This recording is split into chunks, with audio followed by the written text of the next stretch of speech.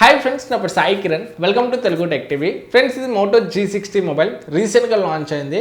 Pricing చూసుకుంటే మనకు 18,000 rupees అయితే ఉంది బేస్ వేరియంట్.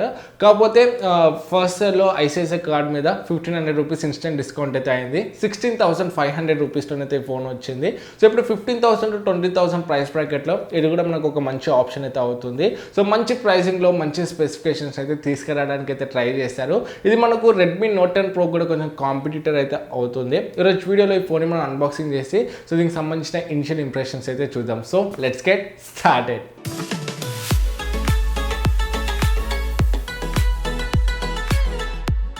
ఫ్రెండ్స్, ఇదే మనకు మోటో G60 మొబైల్. ఇది మనకు ఓన్లీ ఒకటే వేరియంట్లో ఉంది. 6GB RAM 128GB storage variant. And colours చూసుకుంటే గోల్డ్ అండ్ బ్లూ కలర్ 2 కలర్స్లోనైతే ఉన్నాయి.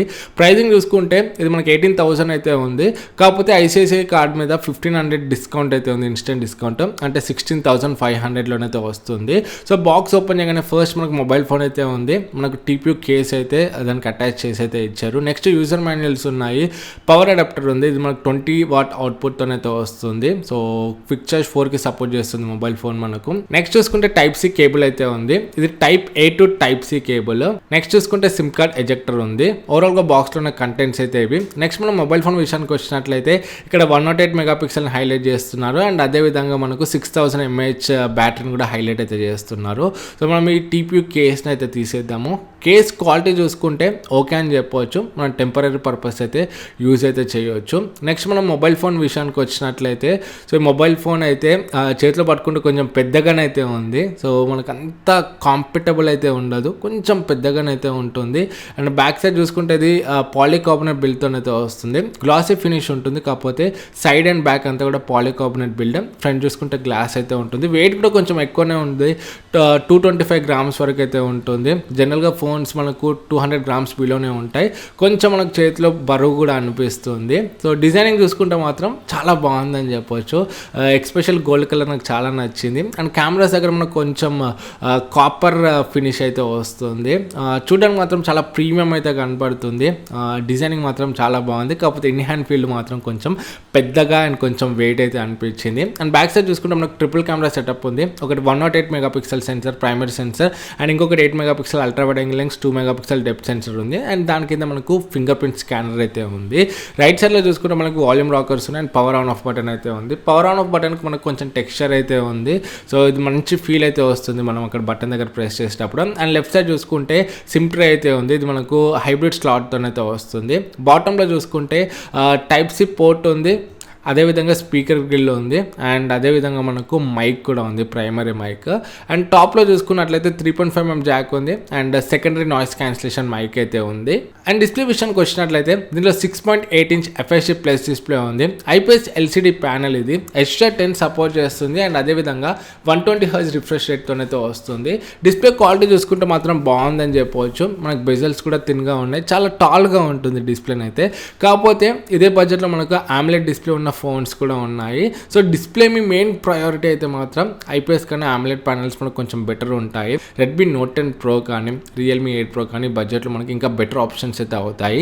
డిస్ప్లే మీ మెయిన్ ప్రయారిటీ అయితే. ఫ్రెండ్స్, మొబైల్ ఫోన్ బూట్ అయితే అయిపోయింది. సో ఇక్కడ చూడొచ్చు UI చాలా నీట్ అండ్ క్లీన్ అయితే ఉంటుంది. ఇది Android 11తో వస్తుంది. నియర్ స్టాక్ Android ఎక్స్పీరియన్స్ అయితే ఉంటుంది. సో ఎక్కడ కూడా బ్లోట్వేర్ యాప్స్ అయితే ఉండవు, స్కిన్స్ కానీ ఏమి ఉండవు. చాలా నీట్ ఉంటుంది. ల్యాగ్ ఫ్రీ ఎక్స్పీరియన్స్ అయితే ఉంటుంది. సో ఇది ఒక పెద్ద ప్లస్ పాయింట్ అని చెప్పవచ్చు. అండ్ స్టోరేజ్ చూసుకుంటే మనకు 11% అయితే యూజ్ అయింది. అంటే 14.38 GB వరకు అయితే యూజ్ అయింది 128 GBలో. అండ్ ఇక్కడ మనము సాఫ్ట్వేర్ ఇన్ఫర్మేషన్ అంతా కూడా చూడవచ్చు. Android 11తో వస్తుంది. సెక్యూరిటీ ప్యాచ్ చూసుకుంటే కూడా మార్చ్ అయితే ఉంది. సో మనకు సెక్యూరిటీ ప్యాచ్ అప్డేట్స్ కూడా రెగ్యులర్గానే అయితే వస్తాయి. 2 years వరకు అయితే మనం రెగ్యులర్ అప్డేట్స్ అయితే ఎక్స్పెక్ట్ అయితే చేయవచ్చు. సో సాఫ్ట్వేర్ అండ్ అప్డేట్స్ పరంగానైతే ఎటువంటి ఇష్యూస్ అయితే ఉండవు. కెమెరా ఓపెన్ చేసుకుంటే మాత్రం కెమెరా UI అంత ఈజీగానైతే ఉండదు, కొంచెం అలవాటు అయితే అవ్వాలి. అండ్ దీంట్లో మనం 4Kలో వీడియోస్ని రికార్డ్ చేయొచ్చు front and back cameras use చేసుకొని. అండ్ షటర్ స్పీడ్ చూసుకుంటే ఫ్రంట్ షటర్ స్పీడ్ అయితే మనకు చాలా స్లో ఉంది. ఇక్కడ చూడొచ్చు లాగ్ అయితే అవుతుంది. రేర్ షటర్ స్పీడ్ చూసుకుంటే మాత్రం మనకు ఫాస్ట్గానే ఉందని చెప్పొచ్చు. నేను కొన్ని శాంపుల్స్ తీసాను, మీరు ఇక్కడ చూడొచ్చు. సో కెమెరా చూసుకుంటే మాత్రం ఇనిషియల్గా అయితే నాకు చాలా బాగా అనిపించింది. సో మనకి ఇమేజెస్ని అయితే బాగానే తీస్తుంది.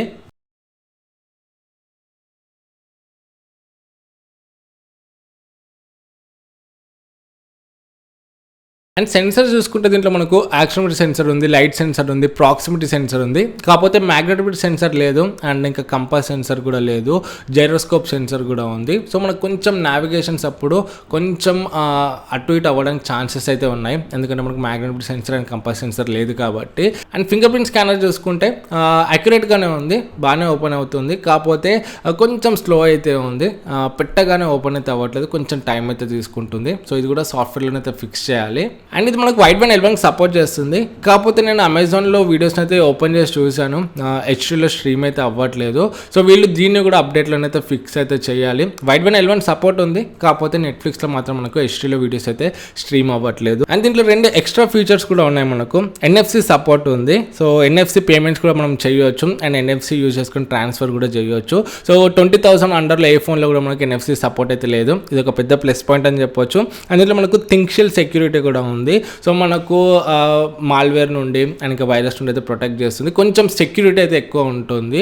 సో సెక్యూరిటీ పరంగా అండ్ ఇంకా NFC పరంగా ఇదైతే మనకు ఒక ప్లస్ పాయింట్ అవుతుంది బడ్జెట్లో చూసుకుంటే. ఫ్రెండ్స్ ఓవరాల్గా చూసుకుంటే 16,500 పరంగా చూసుకుంటే ఒక మంచి ఆప్షన్ అనే చెప్పొచ్చు.